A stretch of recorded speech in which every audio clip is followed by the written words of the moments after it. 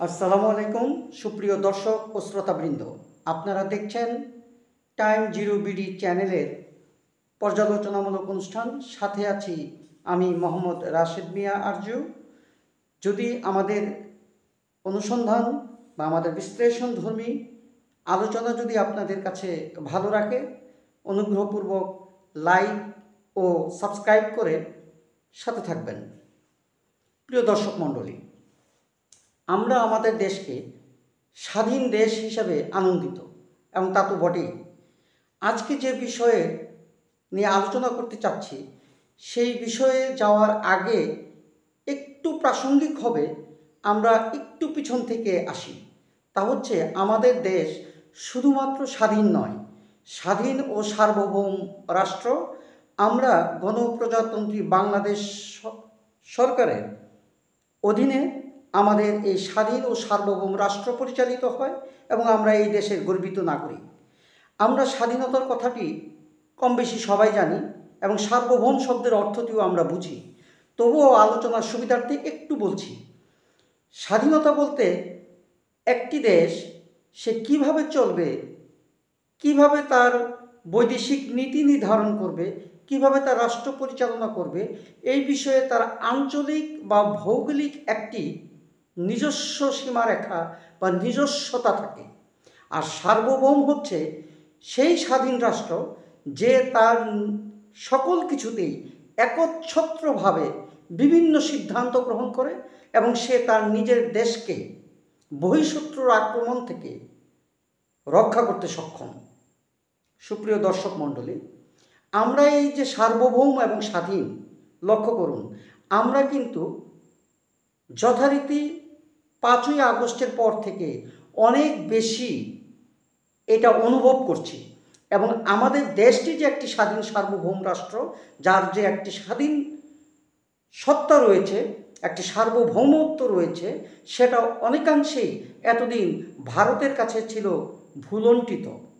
যার কয়েকটি অত্যন্ত আনন্দদায়ক এবং লক্ষণীয় বিষয় যে, আপনারা জানেন, বিভিন্ন চ্যানেলে জেনেছেন, সপ্তাহখানিক আগে আমাদের একটি সীমান্তে ভারতীয় কিছু চোরা কারবারি এদেশে অনুপ্রবেশ করেছিল। আমাদের সীমান্ত সেনারা অত্যন্ত দক্ষতার সাথে এবং দেশপ্রেমিকতার সাথে ফায়ার করেছে এবং তারা পিছু হটেছে। এইটাই হইল একটি সার্বভৌমত্ব অধিকার, যা আমি আমার দেশকে রক্ষা করেছি। সুপ্রিয় দর্শক মণ্ডলী, আরও লক্ষ্য করুন, মাত্র 2-3 দিন আগে আমাদের আরেকটি সীমান্তে ভারতীয় সীমান্ত রক্ষী বাহিনী কাটা তারের বেড়া দেওয়ার জন্যে গত কয়েকদিন যাবৎ সরঞ্জাম জমা করছিল, যা আমাদের দেশপ্রেমিক সীমান্ত সেনাদের দৃষ্টি এড়ায়নি। অতঃপর ভারতীয় সীমান্ত রক্ষী বাহিনী যখন নোম্যান্স আইল্যান্ডকে অতিক্রম করে সেখানে কাটা তারের বেড়া দেওয়ার জন্য তোড়জোড় এবং চেষ্টা চালায়, ঠিক সেই মুহূর্তে সেখানে হাজির হয় আমাদের দেশপ্রেমিক সীমান্ত সেনা, আমাদের বিজিবি, এবং তাদের বাধা ও প্রতিরোধের মুখে ভারতীয় সীমান্ত রক্ষী বাহিনী পিছু হটতে বাধ্য হয় এবং তারা চলে যায়। এবং চলে যেয়েই কিন্তু তারা থামেনি, সেইখানে তারা টহল জোরদার করে এবং সৈন্য সংখ্যা বৃদ্ধি করে। অত্যন্ত আনন্দের বিষয় যে আমাদের সরকারের প্রত্যক্ষ সমর্থনে এবং আমাদের দক্ষ সীমান্তরক্ষী বাহিনী সেই এলাকায় সেনা বৃদ্ধি করেছে এবং যথারীতি আমাদের সেনারাও সেখানে টহল অব্যাহত রেখেছে। এইটি হচ্ছে আমার স্বাধীনতা ও সার্বভৌমত্বের বহিঃপ্রকাশ। প্রিয় দর্শক মণ্ডলী, আপনারা কি কখনো দেখেছেন যে ভারতের বিভিন্ন নদী নালা কিংবা ফারাক্কার বা অন্য কোনো জায়গা থেকে যখন আমাদের এলাকায় প্লাবন হয়, তাদের ছেড়ে দেওয়া পানিতে যখন আমরা ভাসমান বা বানভাসী হয়ে যাই, কখনো কি দেখা গিয়েছে যে ভারত সরকারের পক্ষ থেকে আমাদের সরকারের কাছে এসে সেই বিষয়ে ব্যাখ্যা করতে? কখনই দেখেননি। এইবার আমাদের কুমিল্লা, আমাদের ফেনী, এই অঞ্চলগুলি যখন ভারতীয় পানি দ্বারা প্লাবিত হয়, ঠিক তাৎক্ষণিকভাবে ঢাকায় নিযুক্ত ভারতীয় হাইকমিশনার আমাদের বাংলাদেশ সরকারের ডক্টর ইউনূসের সাথে, যিনি আমাদের সরকার প্রধান, তার সাথে সাক্ষাৎ করে ব্যাখ্যা করেছেন যে তারা সেইটি ইচ্ছাকৃতভাবে ছাড়েননি। তারা কিভাবে ছেড়েছেন বা পানি কিভাবে আসলো সেটার আলোচনা পরে, কিন্তু তারা যে তাৎক্ষণিকভাবে আমাদের সরকারের কাছে ব্যাখ্যা প্রদান করলো যে এটি তাদের ইচ্ছায় ঘটেনি, এটি হচ্ছে হলো আমাদের সার্বভৌমত্ব, এটি হচ্ছে হলো আমরা আমাদের স্বাধীনতাকে ভোগ করছি এবং স্বাধীন সার্বভৌম রাষ্ট্র হিসেবে বাংলাদেশ এগিয়ে যাচ্ছে। প্রিয় দর্শক মণ্ডলী, ভারতীয় কিছু টেলিভিশন সেন্টার কিংবা তাদের কিছু সংবাদ মাধ্যম, গণমাধ্যম বিভিন্নভাবে বাংলাদেশকে হেয় প্রতিপন্ন করার জন্য বিভিন্ন প্রপাগান্ডা চালাচ্ছে সংখ্যালঘুদের উপর অত্যাচার নিয়ে। প্রকৃতপক্ষে পৃথিবীর বুকে বাংলাদেশ দাবি করতে পারে যে বাংলাদেশ একমাত্র একটি সম্প্রীতির রাষ্ট্র, যেখানে জাতি, ধর্ম, বর্ণ, গোত্র নির্বিশেষে সকলকেই দেশের নাগরিক হিসাবে দেখা হয়ে থাকে।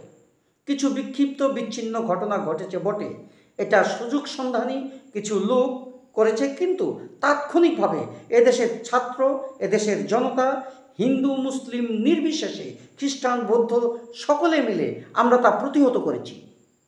আমাদের আজকে কুমিল্লা ফেনী অঞ্চলে যে বন্যা দেখা দিয়েছে, যে অতি প্লাবন দেখা দিয়েছে, ঠিক সেই মুহূর্তে দেশের আপামর জনসাধারণ, হিন্দু মুসলিম খ্রিস্টান বৌদ্ধ, আওয়ামী লীগ, বিএনপি, জাতীয় পার্টি, জামাত কিংবা বিভিন্ন রাজনৈতিক দল মত নির্বিশেষে সেখানে বিভিন্ন ফোরাম, বিভিন্ন গোষ্ঠীর মাধ্যমে এগিয়ে যাচ্ছে সেই বন্যার্তদেরকে সাহায্য দেওয়ার জন্যে। এবং যাদেরকে সাহায্য দিচ্ছে তাদের কি পরিচয়? তারা আওয়ামী লীগ, বিএনপি, জাতীয় পার্টি, জামাত, হিন্দু মুসলিম খ্রিস্টান বৌদ্ধ এই সকল কোনো বিবেচনায় না নিয়ে একটাই বিবেচনা, আমার দেশবাসী, আমার দেশের জনগণ, আমার প্রিয় মাতৃভূমির জনগণ, আমার দেশের মানুষ ক্ষতিগ্রস্ত বন্যার্ত, তাদেরকে আমরা দিচ্ছি। এবং এটি হচ্ছে হলো বাংলাদেশের সম্প্রীতি এবং এটি হচ্ছে হলো আমাদের সকল মানুষের স্বাধীনতা সার্বভৌমত্বকে ভোগ করা। প্রিয় দর্শক মণ্ডলী, এই প্রসঙ্গে আরও একটি জিনিস বলতে চাই, যে ভারত যত্রতত্র আমাদের উপর জল সন্ত্রাস বা পানি সন্ত্রাস করে থাকে।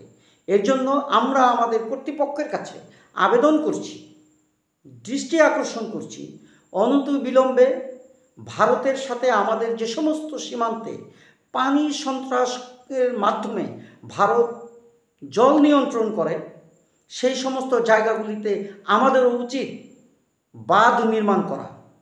সেই বাঁধ নির্মাণের জন্য যে টাকার দরকার, এইখানে একটি পরিসংখ্যান দিচ্ছি। 60-এর দশকে ভারত যখন ফারাক্কা নির্মাণ করে, তাদের ব্যয় হয়েছিল প্রায় $280 মিলিয়ন। টাকার মূল্যে আজকের যে ডলারের মূল্য এবং পারিপার্শ্বিক বাজার অবস্থা, আমরা আনুমানিকভাবে ধরে নিতে পারি 10,000 থেকে 12,000 কোটি টাকার প্রয়োজন।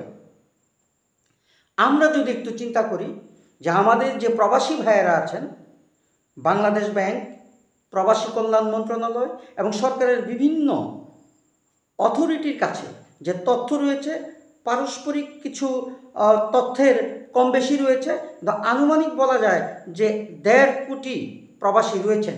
তারা যদি মাত্র 1,000 টাকা করে তহবিল দেন ভারতকে মোকাবেলা করার জন্য, জল সন্ত্রাসকে মোকাবেলা করার জন্য, তাহলে প্রায় 15,000 কোটি টাকা তহবিল গঠন হবে। আর আমরা যারা দেশে আছি, সরকারের যে বিভিন্ন সার্ভিস গ্রহণ করে থাকি, যেমন হাসপাতালের যদি আমরা চিকিৎসা নিয়ে থাকি 10 টাকা দিয়ে টিকিট করি, আমরা ট্রেনে ভ্রমণ করি, সরকারি বিভিন্ন কাজে কর্মে আমরা ফি প্রদান করি, সেখানে যদি ক্ষেত্র বিশেষ 5 থেকে 10% বাড়িয়ে দেওয়া হয় মাত্র 1 মাস, তাহলে নিশ্চয়ই আরও 15,000 থেকে 20,000 কোটি টাকা আদায় হওয়া সম্ভব।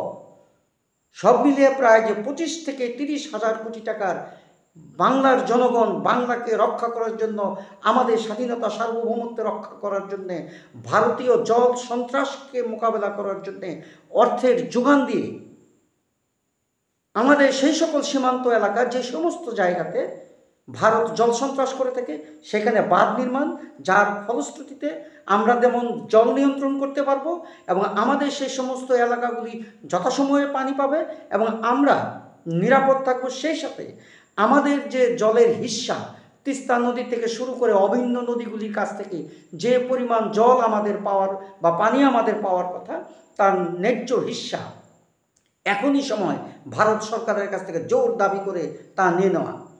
সবশেষে আমাদের সকলের বক্তব্য এক, যা আমরা হিন্দু, মুসলমান, খ্রিস্টান, বৌদ্ধ কিংবা যে কোনো রাজনৈতিক দলেরই মতাদর্শের হই না কেন, আমাদের দেশমাতা এক। আমরা বাংলাদেশের জনগণ, বাংলাদেশের অধিকার নিয়ে এবং বাংলাদেশের স্বাধীনতা ও সার্বভৌমত্বের অধিকার নিয়ে এবং এই দেশকে মাথা উঁচু করে বিশ্বের দরবারে টিকে থাকার জন্যে আমরা সকলেই নিশ্চয়ই একসাথে কাজ করব। ধন্যবাদ।